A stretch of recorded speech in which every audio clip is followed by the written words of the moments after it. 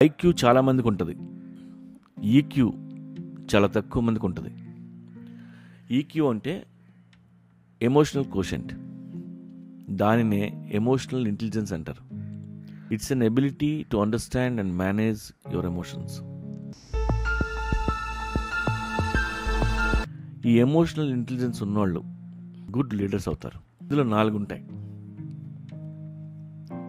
Self awareness, self management, social awareness, relationship management. ఈ 4 దృష్టిలో పెట్టుకోవాలి. ఎందుకంటే మన ఎమోషన్స్, ఫీలింగ్స్, స్ట్రెంగ్త్, వీక్నెస్ ఇవన్నీ తెలియకుండా మనల్ని డ్రైవ్ చేస్తుంటాయి. అందుకే మనల్ని మనం అబ్జర్వ్ చేసుకోవాలి. How you react to people. Bike తోడడం తెలుదా? వాళ్ళని ఎలా పలకరిస్తున్నావు, ఎలా మాట్లాడుతున్నావు చెక్ చేసుకోవాలి. వాళ్ళతో మన వొకాబులరీ ఎలా ఉందో గమనించాలి. అలాగే స్ట్రెస్ఫుల్ సిచ్యువేషన్స్ని మనం ఎలా ప్రవర్తిస్తున్నాం అనేది చాలా ఇంపార్టెంట్. డిప్రెస్ అవుతున్నావా, లేదా గట్టిగా అరుస్తున్నావా, ఏడుస్తున్నావా, ఇవన్నీ నువ్వు అబ్జర్వ్ చేయకపోయినా నీ చుట్టూ ఉన్నవాళ్ళు అబ్జర్వ్ చేస్తారు.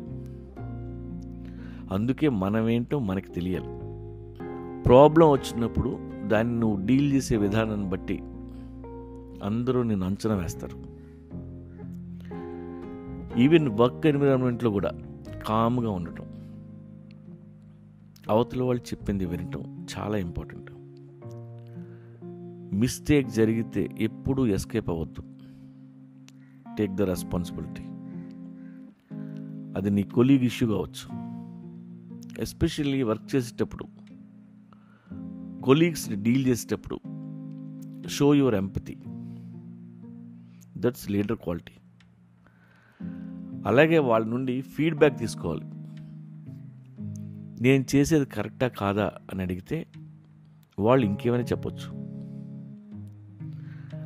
అలాగే మనలో ఉన్న నెగిటివ్ ఎమోషన్స్ తగ్గించుకోవాలి. ఎంత గుడ్ న్యూస్ విన్నా ఎక్కువగా అరవటం, డాన్స్ చేయటం లాంటివి చేయకూడదు. ఓవర్వెల్మింగ్ అనేది ఎమోషనల్ ఇంటెలిజెన్స్ని ఏదో టెక్నిక్ లాగా మ్యానిపులేటివ్ వేలో అప్లై చేయకూడదు. జెన్యూన్గా చేయండి. అది మీ క్యారెక్టర్ అవ్వాలి. దుఃఖములు కలిగినప్పుడు దిగులు చెందని వాడును,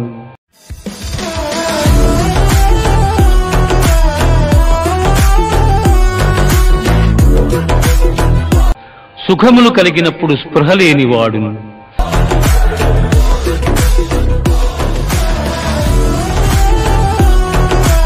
రాగము, భయము, క్రోధము పోయిన వాడును.